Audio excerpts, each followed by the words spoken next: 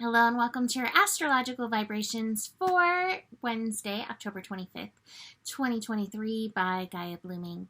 I am Mimi and our energy mantra for today is I nurture my personal alchemy process. And here we are drawing closer to the eclipse coming in on Saturday. And we have the moon in Pisces. The moon in Pisces making a lot of mud, actually. Moon in Pisces. We have some muddy water, right? We have Sun in Scorpio, Moon in Pisces. Moon in Pisces making most of the connections today. And that Pisces energy is deep. It is karmic. It's multi-layered, as in, you know, they always say like Pisces needs boundaries because they have no boundaries. The energy of Pisces is like, I don't care if it's this lifetime, another lifetime, in the future, in the past, like it's all one. Pisces knows it's all one. And so we're working with these multi-layers. And in this, as these things are coming up, it's a beautiful time for healing karmic cords that no longer serve what you value, where you're going. So it's very healing, but it's muddy.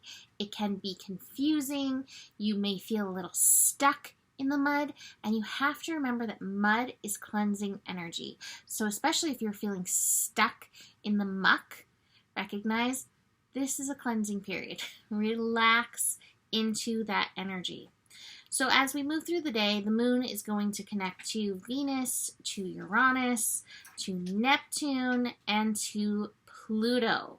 So the Uranus and the Pluto connections, and even the Venus connection, those are all Earth energies getting connected into. In fact, we kind of have like a bit of a... Is it true? Yeah. Well, I didn't mention Lilith hanging out in Virgo, but a bit of a grand trine in Earth. Again, kind of grounding us, which is good, preparing us for the eclipse on Saturday, which is in Taurus. Get grounded, be present, pay attention to your physical body, pay attention to those energies coming up and coming through. Moon and Venus connection, that's an opposition, little push and pull. I love the connection between Virgo and Pisces, and we'll have another connection between Lilith in Virgo and Pisces later. In fact, we actually have Lilith and Neptune in a little bit of an opposition, and it's reminding us of the play between reality and the mystical, and the magical and the mundane, and that there is this thread mixing and mingling. And it always helps me because I can get so focused on like, this is what's happening, this is what I see, to remember the spirit of possibility and to recognize the divine in the unfolding. And when I do that, it holds space for miracles. It holds space for unfolding beyond what I think. Oh, so I have a friend who is working through something deep, and this is good for all of us. And she gets stuck in the house. We all get stuck in the house, right? And I was listening to an Abraham this morning, and in the Abraham it said, the hows are not your business. And I think that's such a good reminder for us and helpful in this mix and mingling. Sometimes we know the hows and we're like prepared to act and align.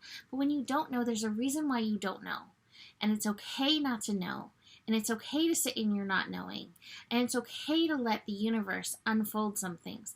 There's a balance in where we are called to act and where we are called to receive in the transforming energy of it all, right? That's part of our Libra lessons. So keep that in mind, that sometimes the hows are none of your business and you have to let it unfold wildly. And I will tell you, in the times where I was like, I don't know how this is going to happen, there's no way, even with the very creative mind that I have, that I would ever have thought of these ways that these things have unfolded in beautiful, magical ways. So there's a call to that today.